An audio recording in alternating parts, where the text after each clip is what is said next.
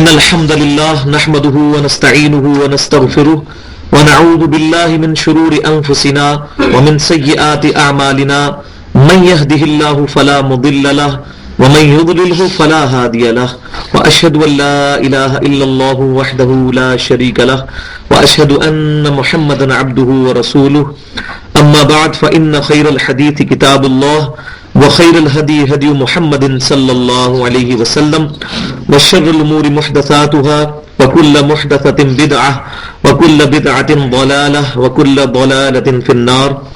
أعوذ بالله السميع العليم من الشيطان الرجيم من همزه ونفخه ونفثه. بسم الله الرحمن الرحيم. رب اشرح لي صدري ويسر لي أمري واحلل عقدة من لساني يفقهوا قولي.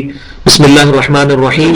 إن الله وملائكته يصلون على النبي يا أيها الذين آمنوا صلوا عليه وسلموا تسليما. اللهم صل على محمد وعلى آل محمد كما صليت على إبراهيم وعلى آل إبراهيم إنك حميد مجيد. اللهم بارك على محمد وعلى آل محمد كما باركت على إبراهيم وعلى آل إبراهيم إنك حميد مجيد. آج انشاءاللہ تعالی سورۃ البقرہ کا 16واں رکوع شروع کریں گے آیت نمبر 130 سے. تو میں نے بتایا تقریباً 4 رکوع جو ہیں وہ تحویل قبلہ کے اوپر سورۃ البقرہ میں موجود ہیں. اس کی وجہ یہ ہے کہ قبلے کی تحویل جو تھی یعنی قبلے کا تبدیل ہونا یہ بہت سینسٹیو ایشو تھا، کیونکہ عموماً جب کبھی بھی دیندار طبقے کو کنسیڈر کیا جاتا ہے تو عموماً لوگوں کے ذہنوں میں جو ظاہری رسومات ہیں ان کی بڑی اہمیت ہوتی ہے، حالانکہ اس کے پیچھے جو روحانیت ہوتی ہے اور جو تھیم ہوتی ہے اس کی طرف صرف انٹلیکچوئل لوگوں کی توجہ جاتی ہے. تو عموماً لوگ یہ کہتے ہیں کہ یار یہ کیا، پہلے تو اس قبلے کی طرف نماز پڑھ رہے تھے اب قبلہ چینج کر دیا انہوں نے، یہ کیوں ایسا ہوا؟ تو 4 رکوع سورۃ البقرہ میں تحویل قبلہ کے اوپر ہیں. کیوں کہ اللہ تعالیٰ نے بنی اسرائیل کو اس منصب سے جس پہ وہ 2000 سال سے فائز تھے معزول کر کے بنو اسماعیل کو امام کائنات سید الاولین والآخرین شفیع المذنبین رحمت للعالمین سیدنا و مولانا محمد رسول اللہ صلی اللہ علیہ وسلم کی مبارک ذات کے ذریعے ختم نبوت کا تاج آپ کے سر پر سجاتے ہوئے وہ منصب جو کہ بنی اسرائیل کے پاس تھا بنو اسماعیل میں شفٹ کر دیا، اور اب قیامت تک کے لیے نبی صلی اللہ علیہ وسلم تمام انسانیت کے لیے پیشوا بنا کر بھیجے گئے ہیں. آپ صلی اللہ علیہ وسلم خاتم النبیین ہیں اور آپ صلی اللہ علیہ وسلم کی خواہش پر اللہ تعالیٰ نے قبلہ جو ہے یروشلم سے تبدیل کر کے بیت اللہ کر دیا. اب یہ اس کا ساری تمہید جو ہے وہ پہلے بنے گی اور پھر اس کے بعد تحویل قبلہ کا حکم آئے گا. اور جب بنی اسرائیل کو معزول کیا گیا تو اس کا سب سے بڑا سمبل جس کو میں نے نام دیا تھا کہ تاج پوشی کے طور پر اللہ تعالیٰ نے قبلہ جو ہے وہ تبدیل کر دیا. یہ سب سے بڑی، یہ سمجھے مسلمانوں کی تاج پوشی ہوئی تھی کہ بنی اسرائیل معزول، 70,000 انبیاء جن کے اندر آئے، 3 بڑی کتابیں آئیں، تورات، زبور، انجیل، اور موسیٰ علیہ السلام کے صحائف آئے، اور اتنی لاڈلی امت کہ اللہ تعالیٰ نے قرآن پاک میں 2 مرتبہ کم از کم یہ بات ارشاد فرمائی کہ میں نے تمہیں تمام جہان والوں پر فضیلت عطا فرمائی تھی. اب وہ معزول، اور کس وجہ سے معزول؟ کہ انہوں نے اپنے منصب کی قدر نہیں کی، اور وہ ہم پہلے پڑھتے آئے ہیں کہ اللہ تبارک و تعالیٰ نے پھر اس کی سزا میں ان کے ساتھ یہ معاملہ کیا. اب وہ امپورٹنٹ ٹاپک شروع ہونے لگا ہے جس کو میں سمجھتا ہوں کہ آج کے مسلمانوں کے اعتبار سے فرقہ واریت کے اس دور میں بڑی اہمیت حاصل ہے کہ یہودی اور عیسائی یہ کہتے تھے کہ ہم ابراہیم علیہ السلام کے دین پر ہیں، اور مسلمان یہ کہتے تھے کہ ہم ابراہیم علیہ السلام کے دین پہ ہیں. تو پھر اللہ تعالیٰ نے فرمایا کہ ابراہیم علیہ السلام کے دین پر اصل میں ہے کون؟ خالی اپنی نسبت ابراہیمی لگا لینے سے کوئی ابراہیمی نہیں بن جائے گا، بلکہ ابراہیم علیہ السلام کے دین پر وہ ہوگا جو ابراہیم علیہ السلام کی تعلیمات کو پریکٹس کرنے والا ہے. تو میں نے پہلے بھی عرض کیا تھا کہ ابراہیم علیہ السلام کامن فیکٹر تھے یہودیوں میں، عیسائیوں میں اور مسلمانوں میں، کیونکہ یہ وہ پرسنالٹی ہیں جن کو سب مانتے ہیں. اس لیے اللہ تبارک و تعالیٰ نے آپ علیہ السلام کی ذات پر پیوٹ کرتے ہوئے ساری گفتگو جو ہے وہ فرمائی. بسم اللہ الرحمن الرحیم. وَمَن يَرْغَبُ عَن مِّلَّةِ إِبْرَاهِيمَ إِلَّا مَن سَفِهَ نَفْسَهُ اور کون روح گردانی کر سکتا ہے ابراہیم علیہ السلام کے دین سے مگر صرف وہی شخص کہ جس کے نفس نے اس کو بے وقوف بنا دیا ہو، جس کا نفس اس کو غلط پٹی پڑھائے وہی ابراہیم علیہ السلام کے دین کو چھوڑے گا، ورنہ ابراہیم علیہ السلام کا دین جو ہے وہ دین فطرت ہے۔ اور کون ابراہیم علیہ السلام؟ وَلَقَدِ اصْطَفَيْنَاهُ فِي الدُّنْيَا وَإِنَّهُ فِي الْآخِرَةِ لَمِنَ الصَّالِحِينَ، اور بے شک ہم نے ابراہیم علیہ السلام کو اس دنیا میں بھی چن لیا تھا اور بے شک وہ آخرت میں بھی نیکوکاروں میں سے ہوں گے۔ اس دنیا کے اندر بھی ابراہیم علیہ السلام اللہ تبارک و تعالیٰ کے برگزیدہ ہیں اور قیامت والے دن بھی اللہ تعالیٰ کے برگزیدہ ہوں گے۔ اذ قال له ربه اسلم، اور یاد کرو وہ وقت جب ابراہیم علیہ السلام کو ان کے رب نے فرمایا تھا کہ سر تسلیم خم کر دو، اپنی رضا اللہ کے حوالے کر دو۔ مسلم کی تعریف کیا ہوتی ہے؟ مسلم وہ ہوتا ہے جو اپنی رضا اپنے رب کے حوالے کر دیتا ہے اور پھر اس کو امن حاصل ہوتا ہے۔ اور اسلام کا ایک معنی امن بھی ہے اور اسلام کا ایک معنی ہے سر تسلیم خم کرنا، اپنی رضا کسی اور کے حوالے کرنا۔ To acquire peace by submitting your will to Allah, اپنی رضا کو اپنے رب کے حضور پیش کرنے کے بعد قیامت والے دن کا امن حاصل کر لینا، وہ ہوتا ہے مسلمان۔ تو ابراہیم علیہ السلام وہ بڑے مسلمان تھے کہ جب ان کے رب نے ان کو کہا کہ اسلم، سر تسلیم خم کرو، قال اسلمت لرب العالمین، انہوں نے کہا کہ میں تمام جہانوں کے پالنے والے رب جو ساری کائنات کا رب ہے اس کے لیے سر تسلیم خم کرتا ہوں، جو میرے رب کی مرضی۔ اور یہ وہی چیز ہے جو کہ نبی صلی اللہ علیہ وسلم کے بارے میں بھی سورۃ الانعام کے اندر آئی، قل ان صلاتي ونسكي ومحياي ومماتي لله رب العالمین، اے نبی تم فرماؤ کہ بے شک میری نماز، میری قربانی، میرا جینا، میرا مرنا سب اللہ کے لیے ہے، لا شریک لہ، میں اس کے ساتھ کسی کو شریک نہیں ٹھہراتا، وبذالک امرت وانا اول المسلمین، اور مجھے اللہ تعالیٰ نے اسی بات کا حکم دیا ہے کہ سب سے پہلا فرما بردار میں بنوں۔ تو ابراہیم علیہ السلام نے کہا اسلمت لرب العالمین، میں اپنے رب کے حضور سر تسلیم خم کرتا ہوں۔ اور کیا سر تسلیم خم کیا؟ کئی واقعات قرآن پاک کے اندر آئے ہیں اور نہ جانے اس کے علاوہ کتنے ہوں گے جو یہاں ذکر نہیں ہوئے، جن میں سے سب سے بڑا واقعہ کہ 87 سال کی عمر میں اللہ تعالیٰ نے بڑھاپے کا سہارا اسماعیل علیہ السلام کی شکل میں ابراہیم علیہ السلام کو دیا، اور جب وہ بچہ 13 سال کا ہوا اور ابراہیم علیہ السلام کی عمر 100 سال ہوئی، اس بڑھاپے کے عالم میں اللہ تعالیٰ نے ابراہیم علیہ السلام کو ایک خواب دکھایا، اور نبیوں کے خواب وحی الہی ہوتے ہیں، اور اس خواب میں یہ اشارہ دیا کہ آپ اپنے بیٹے کو ذبح کر رہے ہیں۔ انہوں نے اپنے بیٹے سے اس چیز کا اظہار کیا، اسماعیل علیہ السلام سے، تو اسماعیل علیہ السلام نے بھی سر تسلیم خم کیا، اور ابراہیم علیہ السلام اپنے بیٹے کی قربانی کرنے کے لیے تیار ہو گئے، اور اللہ تعالیٰ نے ان کی قربانی قبول کی کہ اس کی جگہ اللہ تبارک و تعالیٰ نے مینڈا بھیج دیا جو کہ وہ ذبح ہوا، اور اسماعیل علیہ السلام نے جو اپنے رب کے حضور یہ قربانی کی صورت میں اپنے آپ کو پیش کیا، اس سنت کو ابراہیم علیہ السلام اور اسماعیل علیہ السلام کی سنت کو اللہ نے قیامت تک کے لیے زندہ رکھا، اور مسلمانوں کے لیے اس کو سنت موقدہ بنا دیا۔ حج کرنے والے کے لیے تو واجب ہے کہ وہ قربانی کرے گا، حج کے علاوہ جو ہے اس کے لیے سنت موقدہ ہے کہ وہ قربانی کا اہتمام کرے۔ تو جب انہوں نے اپنے رب کی بات مانی تو اللہ تبارک و تعالی نے ان کے نام کو زندہ کر دیا۔ وَوَصَّى بِهَا إِبْرَاهِيمُ بَنِيهِ وَيَعْقُوبُ، اور وصیت کی تھی اسی دین کی، کس کی؟ اسلام کی، سر تسلیم خم کرنے کی، ابراہیم علیہ السلام نے اپنے بیٹوں کو، اور یعقوب علیہ السلام نے بھی۔ یعقوب علیہ السلام کون تھے؟ جن کا لقب تھا اسرائیل، جو حضرت اسحاق کے بیٹے تھے اور ابراہیم علیہ السلام کے پوتے، جن کو یہ کرسچنز اور جو جوڈائزم کے ماننے والے لوگ جیکب کہتے ہیں، یعقوب، جیکب۔ تو حضرت یعقوب علیہ السلام نے بھی اپنے بیٹوں کو اور ابراہیم علیہ السلام نے بھی اپنے بیٹوں کو کس کی نصیحت کی تھی؟ اسی دین کی، کہ اپنے آپ کو اپنے رب کے حوالے کر دو، یعنی اسلام۔ اور یعقوب علیہ السلام کی اس وصیت کا اللہ تبارک و تعالیٰ نے ذکر کیا ہے کہ انہوں نے کہا یا بنی ان اللہ اصطفى لكم الدین فلا تموتن الا وانتم مسلمون، ابراہیم علیہ السلام کے جو پوتے ہیں یعقوب علیہ السلام نے اپنے 12 بیٹوں کو، جن سے 12 قبیلے بنی اسرائیل کے چلے تھے، ان کو اکٹھا کر کے کیا کہا کہ بے شک اللہ نے پسند فرمایا ہے تمہارے لیے یہی دین، تو دیکھنا تمہیں موت نہ آئے مگر اس حال میں کہ تم مسلمان ہونا، الا وانتم مسلمون۔ بھائیو، آج ہم نے اپنے گریبان میں جھانک کر یہ دیکھنا ہے کہ ہم اپنے آپ کو حنفی، شافعی، مالکی، اہل حدیث، دیوبندی، بریلوی کہنے میں فخر محسوس کرتے ہیں یا مسلمان کہنے میں۔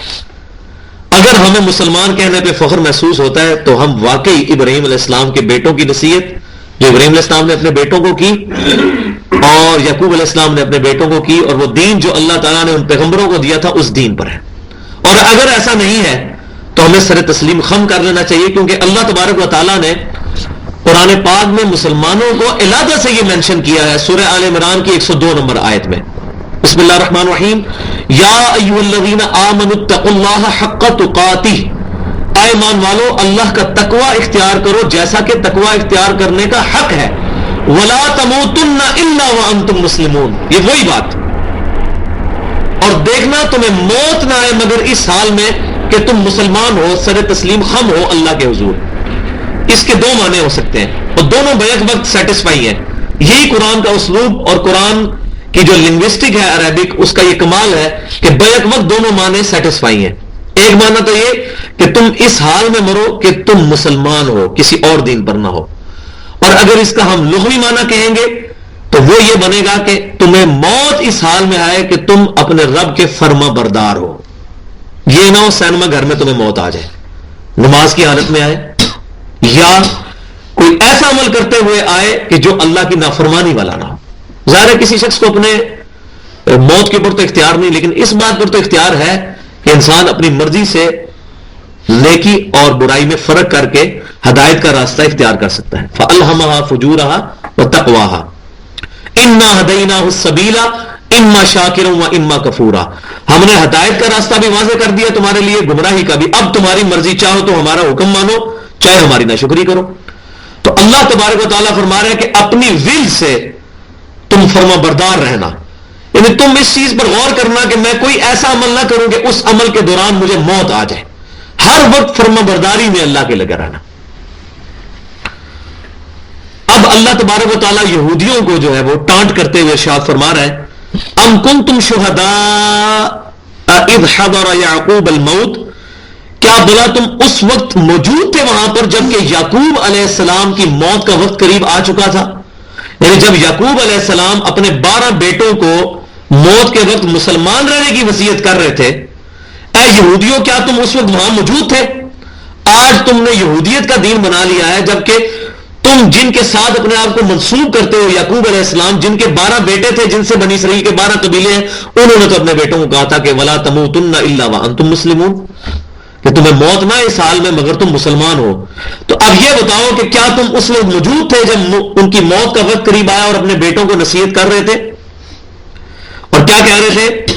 اذ قال لبنیہ ما تعبدون من بعدی، کیا بات ہے جی، یہ پیغمبر کی آپ کمٹمنٹ دیکھیں کہ اپنی وفات کے وقت اپنے بیٹوں کو بلا کر یہ نہیں نصیحت کر رہا کہ میرے مرنے کے بعد اس طرح جائیداد تقسیم کر لینا اور یہ فلاں بہن کا بھی خیال رکھنا، فلاں بھائی کا بھی خیال رکھنا، نہیں، سب سے امپورٹنٹ بات اذ قال لبنیہ، جب انہوں نے اپنے 12 بیٹوں سے کہا ما تعبدون من بعدی، میرے مرنے کے بعد تم کس کی عبادت کرو گے میرے بیٹوں، مجھے بتاؤ۔ ظاہر ہے نبی کے بیٹے تھے، انہوں نے کیا کہنا تھا؟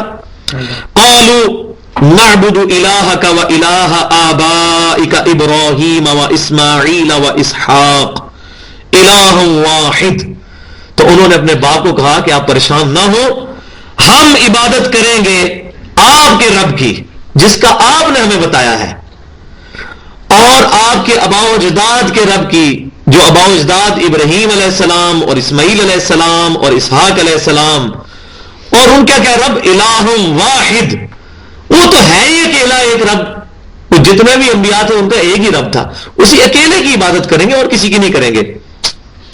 وَنَحْنُ لَهُ مُسْلِمُونَ، اب دیکھ لیں پھر وہی بات آ گئی، اور ہم اسی کے فرما بردار ہوتے ہیں، ہم اسی کے سامنے سر تسلیم خم کرتے ہیں، ہم مسلمان ہوتے ہیں۔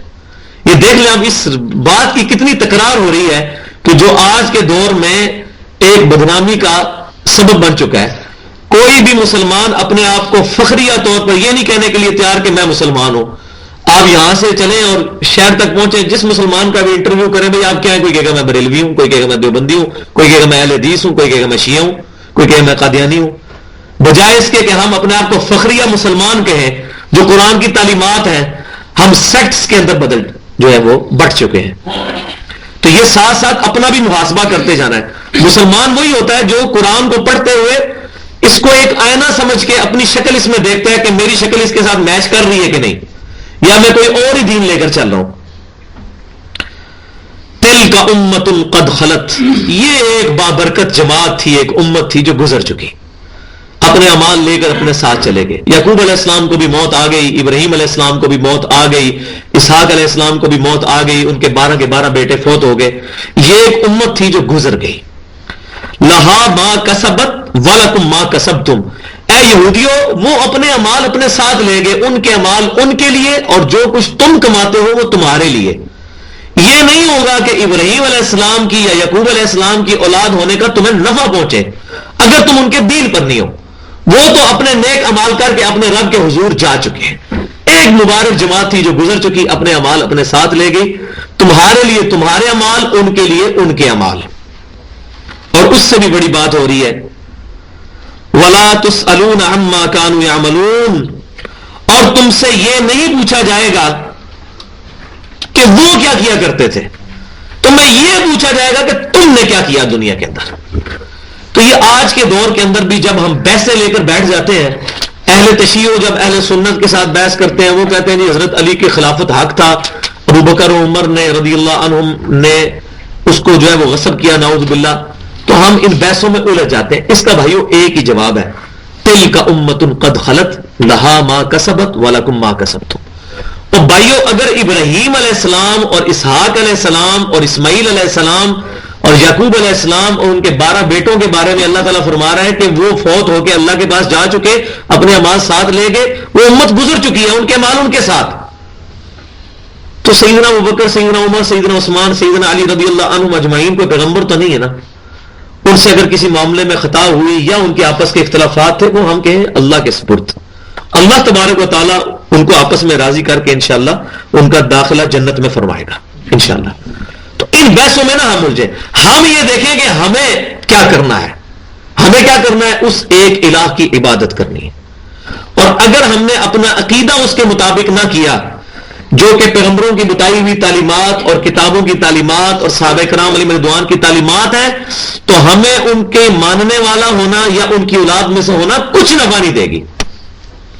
کیوں کہ اللہ تبارک و تعالیٰ نے کیٹاگوریکل ڈنائی قرآن پاک میں کم از کم 2 مرتبہ ارشاد فرمایا. سورۃ النساء کی آیت نمبر 116 کے اندر بھی ارشاد فرمایا, اور آیت نمبر 48 کے اندر بھی, ان اللہ لا یغفر ان یشرک بہ, اللہ ہرگز اس گناہ کو معاف نہیں کرے گا کہ کوئی شخص اس حال میں اللہ کے حضور پیش ہو کہ اس نے شرک کیا ہوا. دنیا میں تو شرک معاف ہو جائے گا اگر معافی مانگ لی, قیامت والے دن کی یہ بات ہو رہی ہے. وَيَغْفِرُ مَا دُونَ ذَلِكَ لِمَن يَشَاءُ, اور اس کے علاوہ جو بھی گناہ ہے اگر چاہے گا تو معاف فرما دے گا. وَمَن يُشْرِكْ بِاللَّهِ فَقَدْ ضَلَّ ضَلَالًا بَعِيدًا, اور جو کوئی اللہ کے ساتھ شرک کرے گا وہ گمراہی میں دور جا گرا. اور پھر اس سے بھی بڑھ کر سورۃ المائدہ کے اندر 72 نمبر آیت میں فرمایا, إِنَّهُ مَن يُشْرِكْ بِاللَّهِ فَقَدْ حَرَّمَ اللَّهُ عَلَيْهِ الْجَنَّةَ وَمَأْوَاهُ النَّارُ, جو کوئی بھی اللہ کے ساتھ شرک کرے گا اللہ نے اس پر جنت حرام کر دی ہے, اس کا ٹھکانہ دوزخ ہے. وَمَا لِلظَّالِمِينَ مِنْ أَنصَارٍ, اور وہاں پر اس ظالم کا کوئی مددگار بھی نہیں ہوگا. حتیٰ کہ سید الاولین والآخرین, شفیع المذنبین, رحمت للعالمین, سیدنا و مولانا محمد رسول اللہ صلی اللہ علیہ وسلم کی صحیح بخاری اور مسلم میں متفق علیہ حدیث ہے.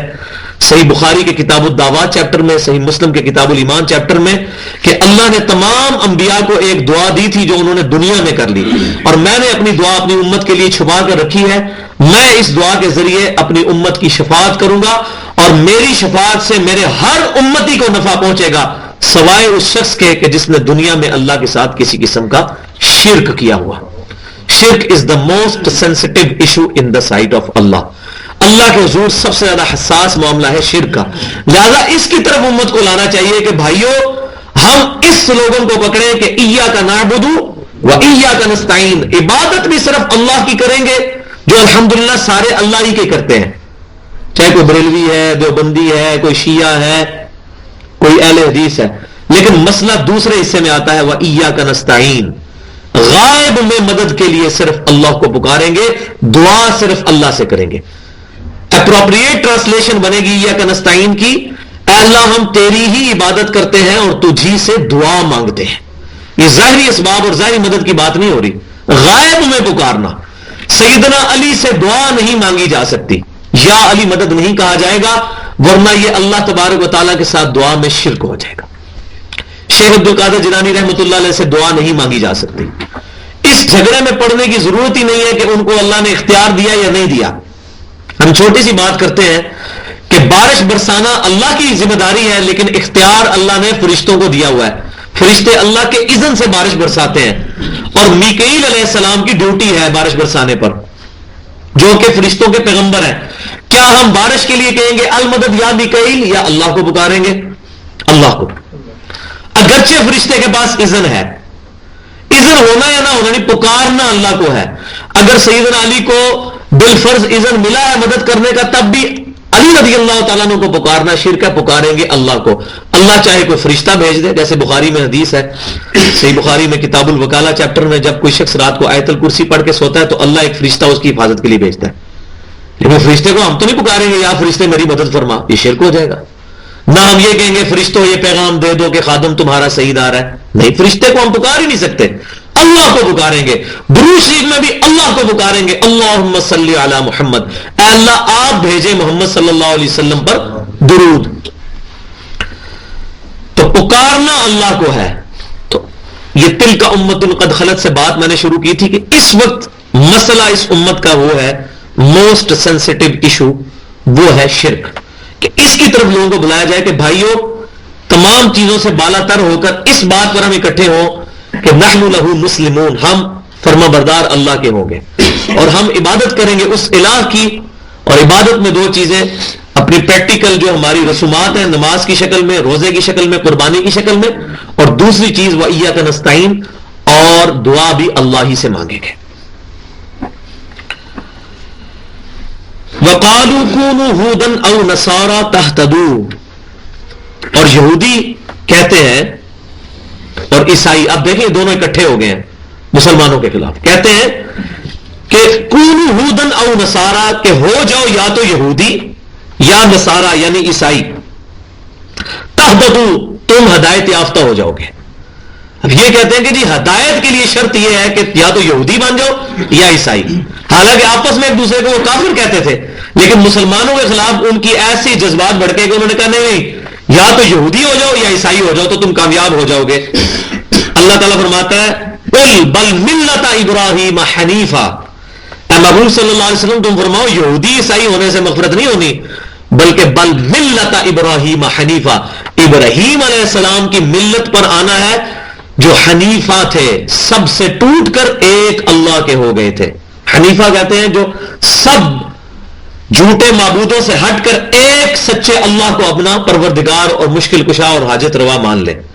وما کان من المشرکین، اور وہ مشرک بھی نہیں تھے، نہ وہ یہودی تھے نہ ابراہیم علیہ السلام عیسائی تھے. یہ مضمون کھولے گا سورہ ال عمران میں، ما کان ابراہیم یہودی ولا نصرانیہ ولکن کان حنیفا مسلما وما کان من المشرکین. تو تینوں گروہوں کی نفی ہو گئی، کیونکہ جو مشرکین مکہ تھے وہ بھی یہ کہتے تھے کہ ابراہیم علیہ السلام کی ہم اولاد ہیں، وہ ہے تو تھے اولاد لیکن ان کے دین پر تو نہیں تھے، بنو اسماعیل تھے وہ. تو اللہ تعالیٰ ہمارا ابراہیم علیہ السلام نہ یہودی تھے نہ عیسائی تھے اور نہ ہی مشرکین مکہ کے دین پہ تھے، بلکہ کیا تھے وہ ایک اللہ کے ہو گئے تھے، حنیفہ تھے. وما کان من المشرکین، اور سب سے بڑا ان کا ٹائٹل جو ان کے سر پہ تاج سجا تھا کہ وہ مشرک نہیں تھے. ابراہیم علیہ السلام کی جہاں بھی تعریف آئی ہے تو ان کو جو سمجھے کہ اس کا جو ایپیکس دیا گیا ضربہ سلام جو اس کی چوٹی آئی ہے وما کان من المشرکین. اور یہ بات یاد رکھیں کہ قیامت والے دن کسی بھی شخص کا سب سے بڑا ٹائٹل یہ ہوگا کہ اللہ تعالیٰ یہ فرما دے کہ اس بندے نے شرک نہیں کیا دنیا میں. کیونکہ شرک کی کتنی برانچز ہیں، جمہوریت کو ماننا بھی شرک ہے، طاغوت کی حکمرانی کو دل سے تسلیم کر لینا بھی شرک ہے. شرک کی کتنی اقسام ہے. تو یہ پیغمبر ہی ہو سکتے ہیں جو 100% شرک سے محفوظ ہوں. اور یہ بھی فرمایا گیا مسند امام احمد میں کہ جس نے کسی کے دکھلاوے کے لیے روزہ رکھا اس نے شرک کیا، کسی نے کسی کے دکھلاوے کے لیے صدقہ کیا اس نے شرک کیا، اور جس نے کسی کے دکھلاوے کے لیے نماز پڑھی اس نے شرک کیا. تو ریاکاری بھی شرک ہے، اگرچہ ریاکاری وہ شرک نہیں ہے کہ جو کبھی معاف نہیں ہوگی، یہ شرک اصغر ہے. وہ صحیح حدیث میں موجود ہے کہ مجھے تم سے شرک اصغر کا زیادہ خوف ہے. یہ والا شرک تو معاف ہو جائے گا، شرک اکبر معاف نہیں ہوگا. ایاک نعبد و ایاک نستعین، عبادت بھی اللہ کی اور دعا بھی اللہ سے، لیکن یہ بھی کسی درجے میں تو ہے. تو میں سمجھتا ہوں قیامت والے دن سب سے بڑا ٹائٹل کسی شخص کے سر پر رکھا جا سکتا ہے تو یہ ہے وما کان من المشرکین، یہ مشرک نہیں تھا. اور ابراہیم علیہ السلام کی جب بھی تعریف ہوئی ہے نا تو اب وہ تعریف میں جب اینڈ میں بات پہنچتی ہے نا تو سب سے بڑا ٹائٹل لگایا جاتا ہے کہ وما کان من المشرکین، وہ مشرک نہیں تھے. اب مسلمانوں کو کہا جا رہا ہے کہ اب ذرا ان کو تمیز سکھاؤ، یہودیوں کو اور عیسائیوں کو، کہ تم کس ایمان کی دعوت دے رہے ہو. تم کہو قولوا، اے مسلمانوں تم کہو آمنا باللہ، ہم لے کر آئے ایمان اللہ پر، وما انزل الینا، اور اس پر بھی ایمان لائے کہ جو نازل کیا اللہ نے ہماری طرف یعنی قرآن، وما انزل الی ابراہیم، اور ہم اس پر بھی ایمان لے کر آئے جو ابراہیم علیہ السلام پر نازل ہوا تھا. ہم ایسا نہیں ہے کہ مسلمان ہونے کے بعد باقی تمام نبیوں کو نگیٹ کر دیں، جس طرح کہ یہودیوں نے کہا کہ حضرت عیسیٰ علیہ السلام نعوذ باللہ ولد الحرام ہے، ولد الزنا ہے، نعوذ باللہ. ہم ایسا نہیں کہیں گے. دجال ادھر تک الفاظ استعمال کیے عیسیٰ علیہ السلام کے لیے.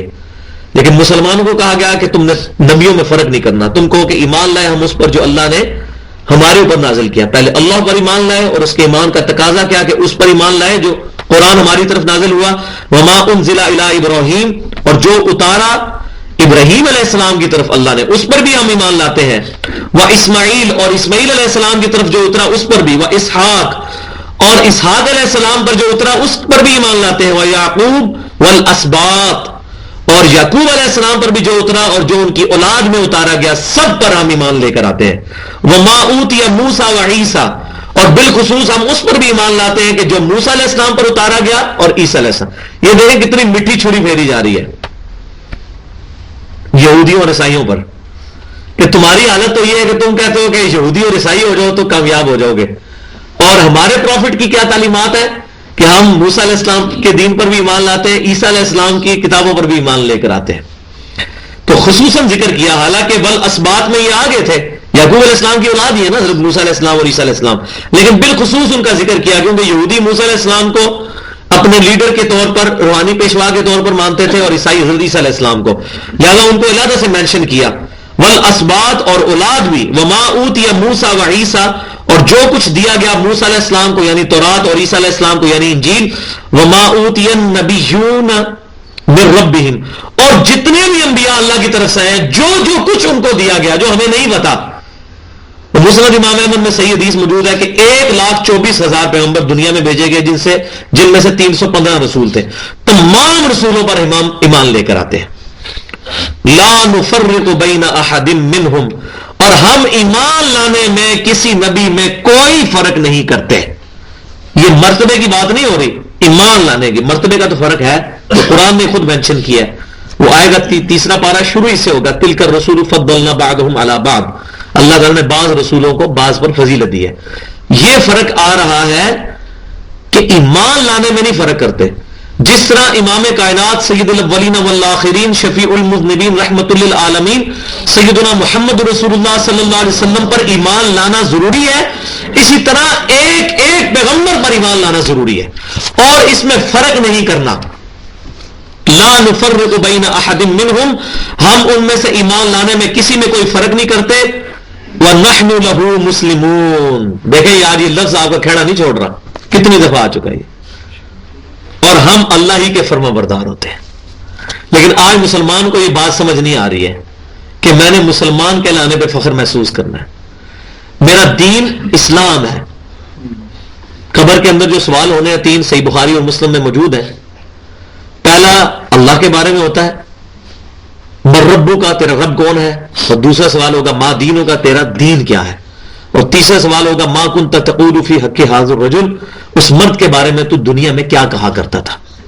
اور اور مسند امام احمد میں یہ بھی موجود ہے کہ وہ پھر شخص پوچھے گا کہ آپ کس مرد کی بات مجھ سے کر رہے ہیں؟ تو پھر فرشتے کہیں گے اس کی کر رہے ہیں الذی بعث فیکم، جس کو اللہ نے تم میں مبعوث کیا تھا رسول بنا کر. لہذا یہ حدیث اس باطل نظریے کو ختم کرتی ہے جو یہ عقیدہ رکھتے ہیں کہ نبی صلی اللہ علیہ وسلم قبر میں تشریف لاتے ہیں، کیونکہ وہ فرشتوں سے بندہ پوچھے گا کہ کس مرد کی بات کر رہے ہیں آپ؟ تو فرشتے کہتے ہیں یہ سامنے جو کھڑا ہے. تو فرشتے کہتے ہیں الذی بعث فیکم، جس کو اللہ نے تم میں مبعوث کیا تھا. تو مومن کہے گا ہوا محمد رسول اللہ صلی اللہ علیہ وسلم. اور جامع ترمذی میں ایک حدیث موجود ہے جس کو امام ترمذی نے حسن صحیح کہا ہے. اس حدیث میں یہ الفاظ ہے کہ تیسرا سوال ہوگا من نبیوں کا، تیرا نبی کون ہے؟ تو یہ الفاظ بھی موجود ہیں حدیث میں. تو اس میں آپ دیکھ لیں کہیں یہ نہیں ہے مر ربو کا، تیرا رب کون ہے؟ ما دینوں کا، تیرا دین کیا؟ مسلک تو پوچھے ہی کو نہیں جانا. تو کیا ہم اس وقت کہیں گے کہ دین البریلویت، دیوبندیت، اہل حدیثیت، دین الاسلام؟ لیکن یہ وہی کہے گا جو دنیا میں بھی کہتا ہے. اور میں آپ کو یہ ایک بات بڑی مزے کی بتاؤں، جب انسان نیکی کے رستے پر مائل ہوتا ہے نا، پھر اس کو خواب بھی بڑے اچھے اچھے آنا شروع ہو جاتے ہیں. مجھے صحیح طرح یاد ہے کہ آج سے 2-2.5 سال پہلے جب میں گمراہی کی زندگی گزار رہا تھا، اس وقت جب میں خواب دیکھتا تھا وہ خواب بھی شرکیہ ہوتے تھے.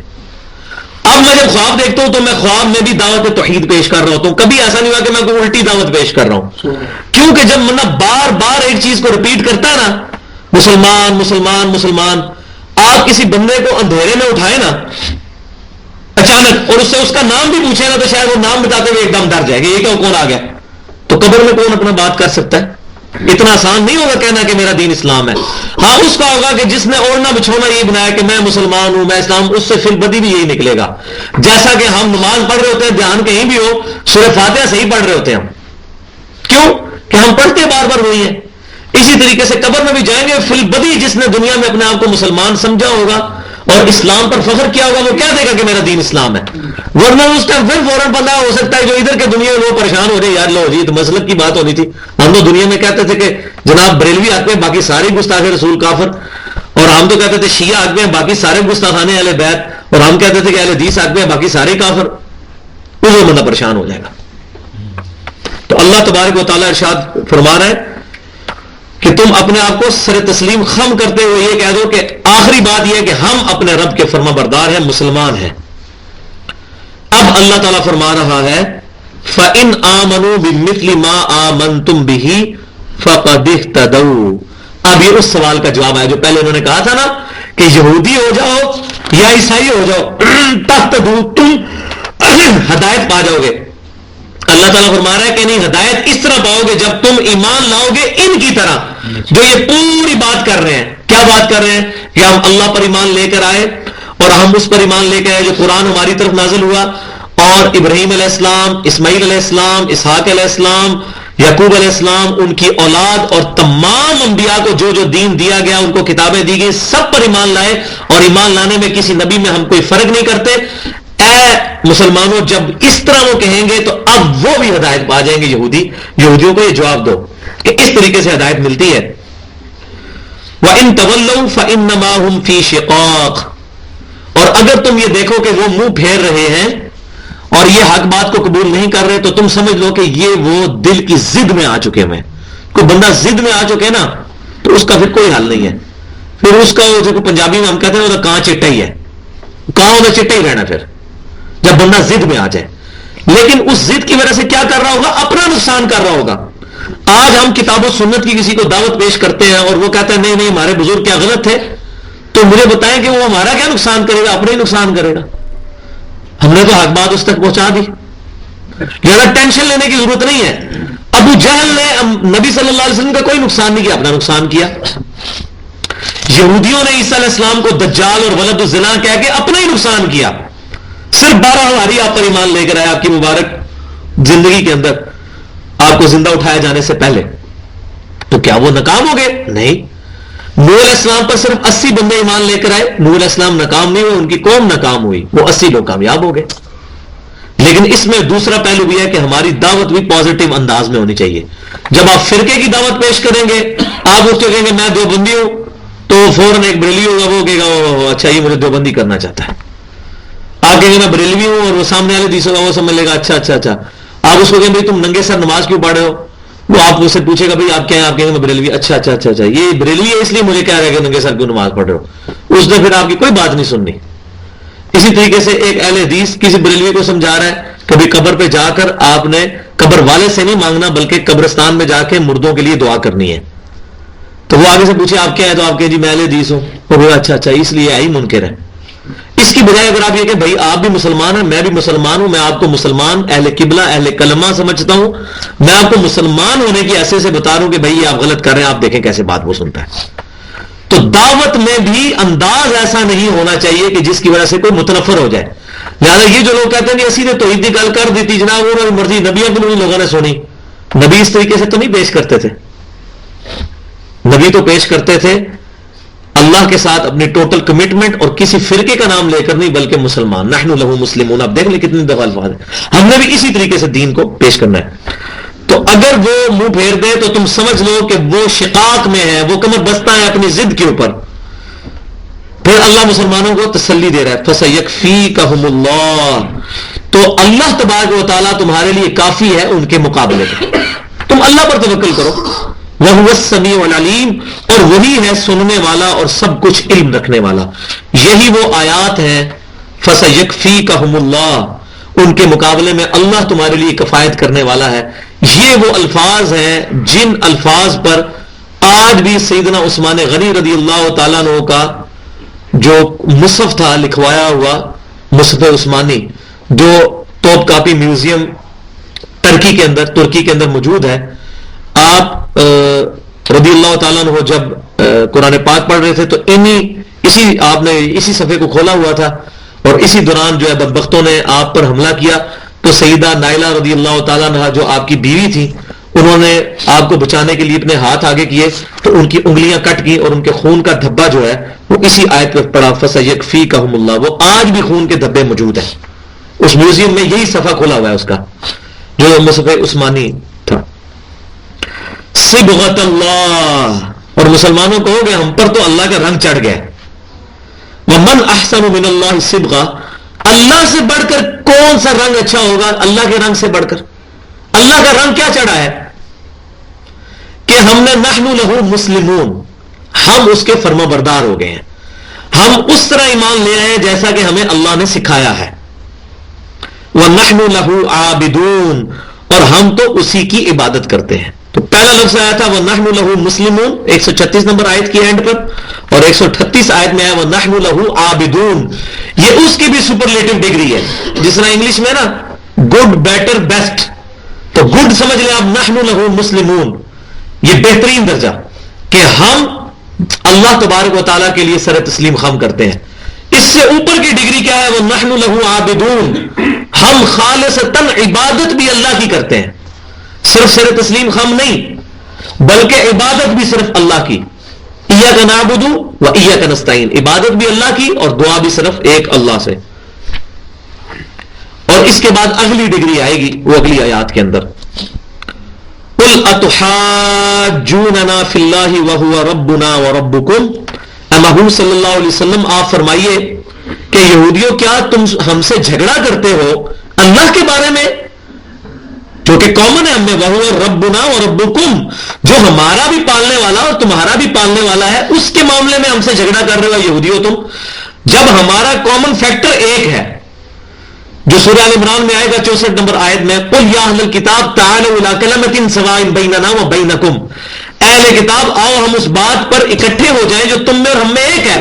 اللہ نعبد الا اللہ، کہ ہم عبادت نہیں کریں گے مگر صرف ایک اللہ کی.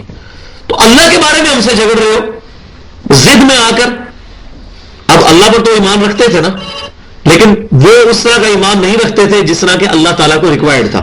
اور مسلمانوں کی ضد میں آ کر وہ اللہ تبارک و تعالیٰ کے بارے میں بھی بکواس کر دیتے تھے. وہ آگے آئے گا یہودی کہتے تھے اللہ تو فقیر ہے اس لیے تو ہم سے مانگتا ہے، نعوذ باللہ.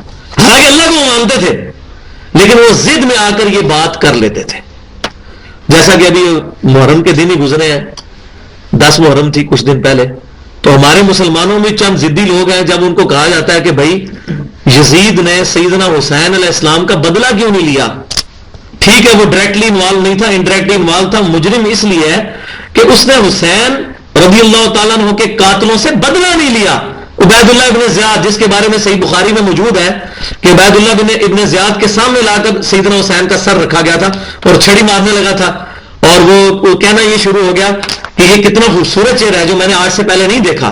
تو حضرت انس بن مالک رضی اللہ تعالیٰ پاس بیٹھے تھے، ان کا اپنی چھڑی پیچھے کر خدا کی قسم رسول اللہ صلی اللہ علیہ وسلم کے ہم شکل سب سے زیادہ سیدنا حسین تھے.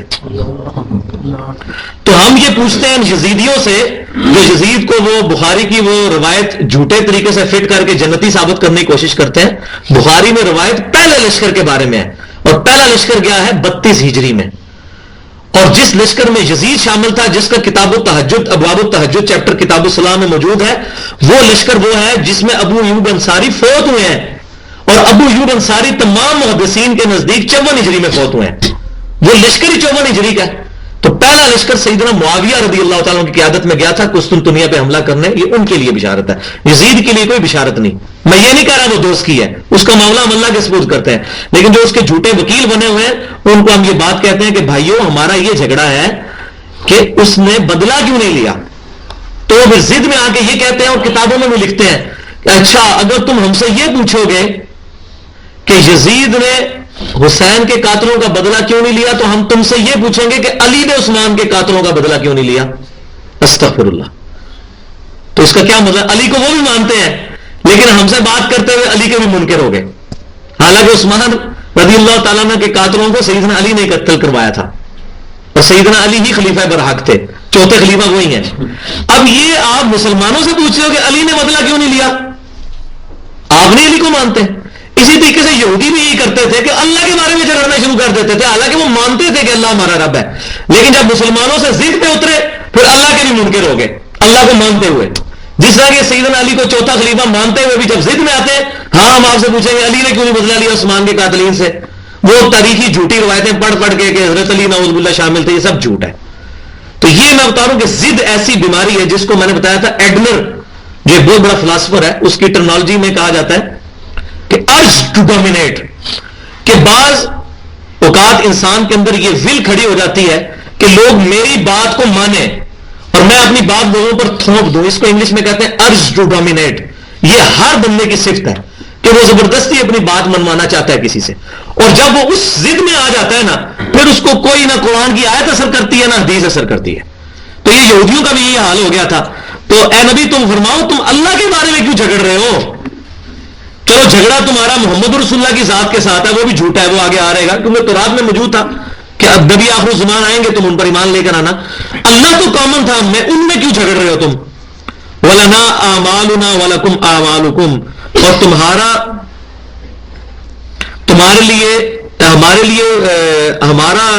ہمارے عمل ہیں اور تمہارے لیے وہ اعمال ہیں جو تم نے کیے. اپنے اپنے اعمال تم نے اپنے ساتھ دے کے جانے ہیں.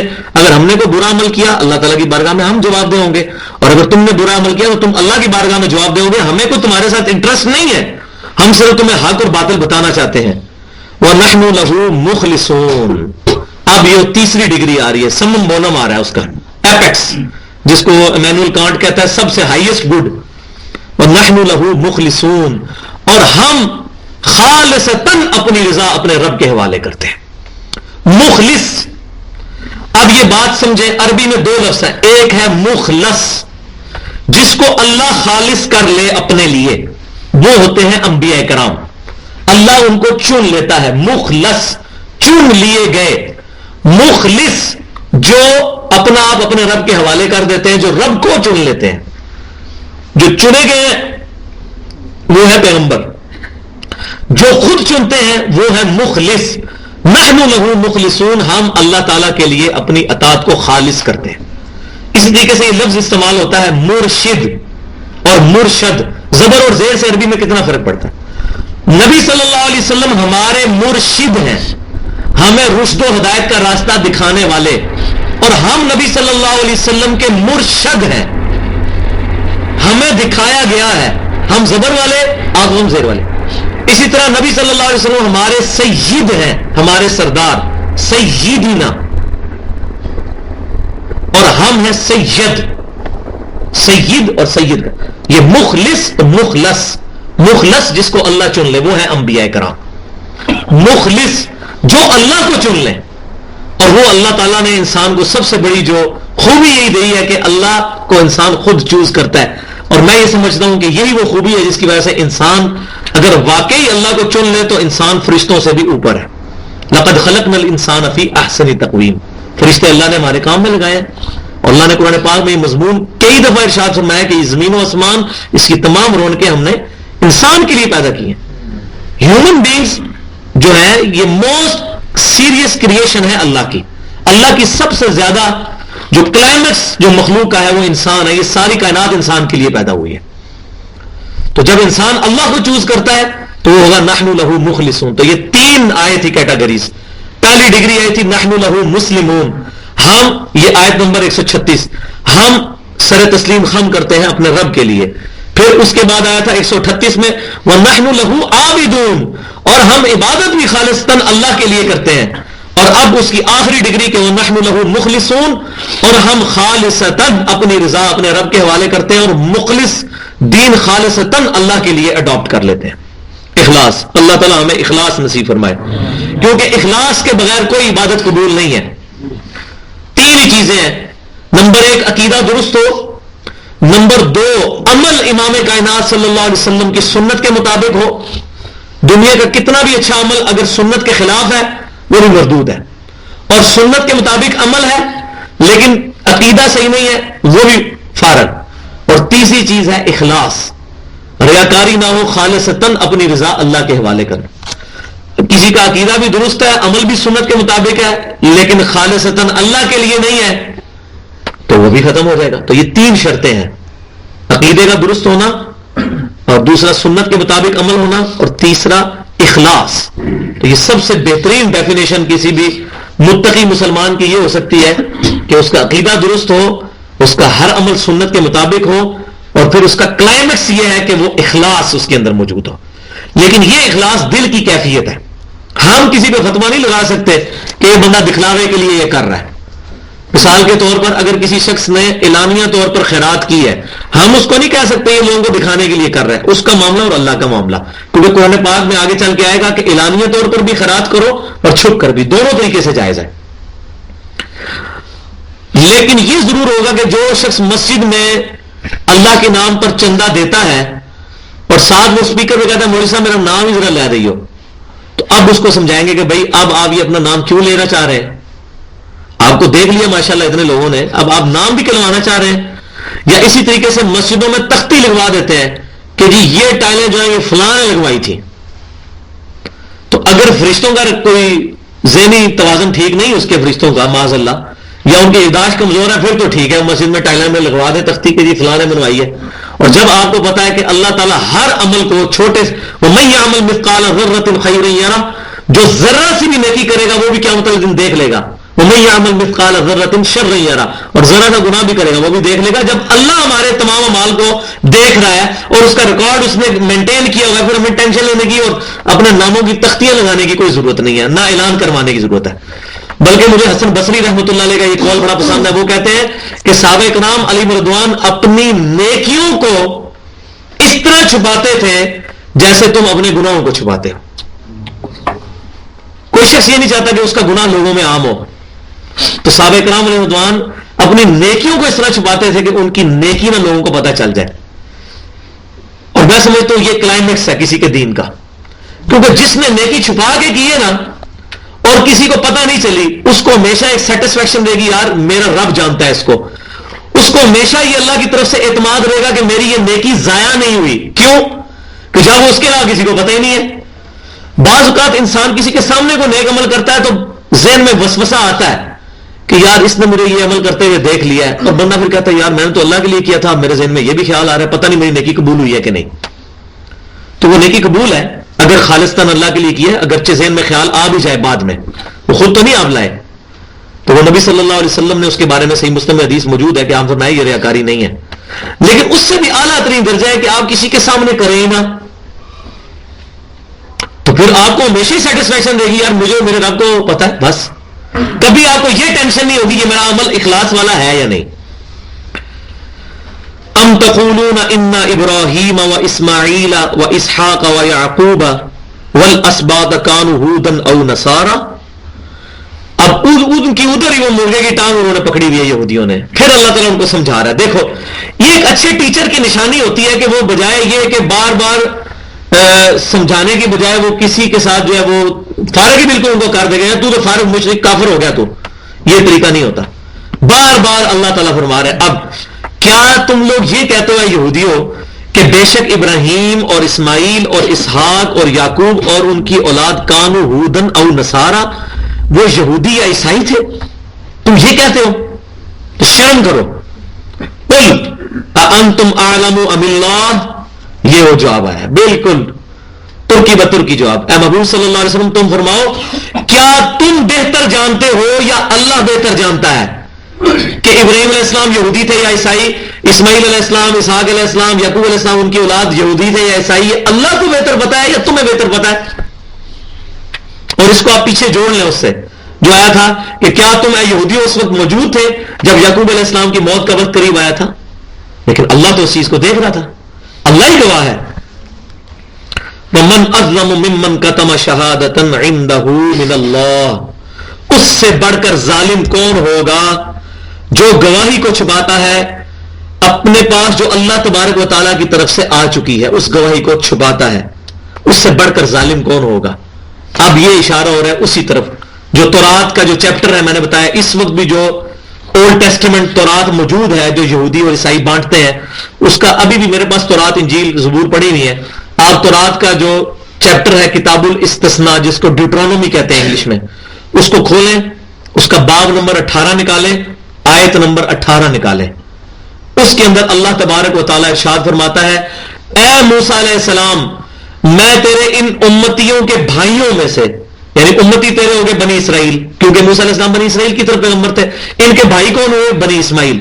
ان کے بھائیوں میں سے تیری مانند ایک رسول اٹھاؤں گا اور اس کے منہ میں اپنا کلام ڈالوں گا, وہ اپنی خواہش نفس سے کچھ نہیں کہے گا, وہ وہی لوگوں سے کہے گا جو میں اس کو وہی کروں گا. یہ سیم وہی آیات ہیں جو قرآن میں آئی ہیں. وَمَا يَنطِقُ عَنِ الْهَوَىٰ إِنْ هُوَ إِلَّا وَحْيٌ يُوحَىٰ.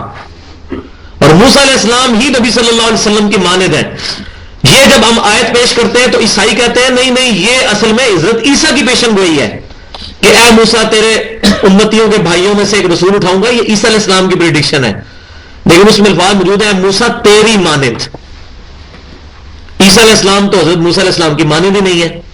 موسیٰ علیہ السلام کا باپ تھا, عیسیٰ علیہ السلام کا باپ نہیں تھا, نبی صلی اللہ علیہ وسلم کا بھی باپ تھا. تو موسیٰ علیہ السلام کی مانند عیسیٰ علیہ السلام نہیں بلکہ نبی صلی اللہ علیہ وسلم ہے. عیسیٰ علیہ السلام کی پیدائش معجزانہ طور پر ہوئی, موسیٰ علیہ السلام کی بھی نیچرل برتھ ہوئی اور نبی صلی اللہ علیہ وسلم کی بھی نیچرل برتھ ہوئی. یہ دوسرا ڈفرنس. موسیٰ علیہ السلام کی نیچرل ڈیتھ ہوئی, عیسیٰ علیہ السلام کی نیچرل ڈیتھ نہیں ہوئی, نبی صلی اللہ علیہ وسلم کی بھی نیچرل ڈیتھ ہوئی. یہ تین فرق ہیں جس میں اے موسیٰ تیری مانند اٹھاؤں گا. چوتھی چیز, موسیٰ علیہ السلام امت والے نبی تھے, 6 لاکھ کا لشکر آپ کے ساتھ چلا تھا.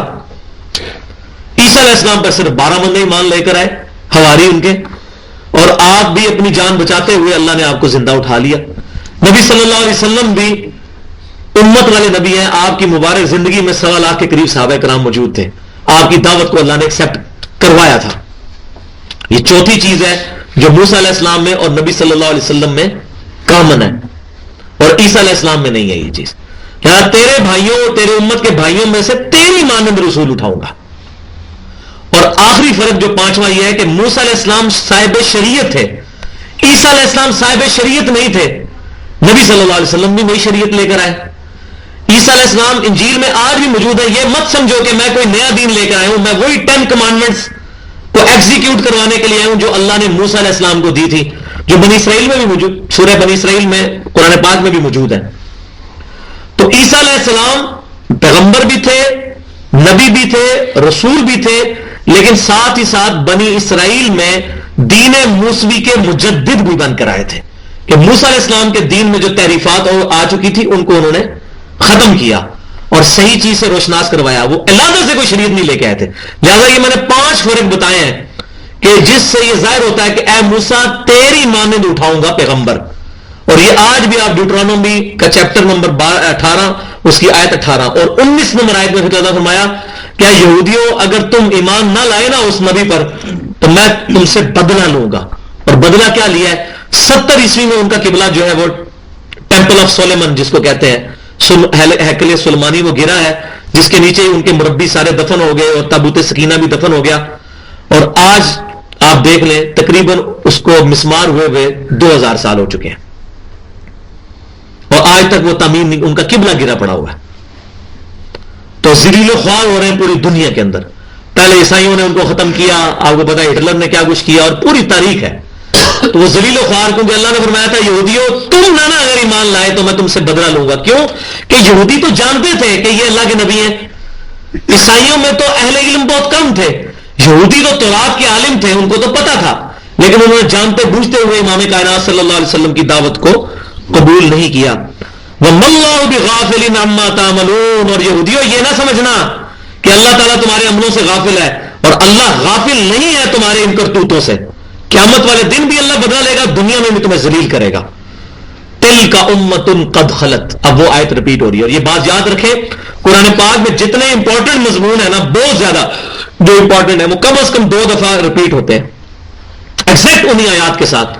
جیسے یہ آیت جو ہے ان اللہ لا یغفر ان یشرک بہ ویغفر ما دون ذلک لمن یشاء، یہ بین انہی الفاظ کے ساتھ 2 دفعہ موجود ہے. اب یہ وہ امپورٹنٹ آیت دوبارہ ریپیٹ ہو رہی ہے. تلک امۃ قد خلت.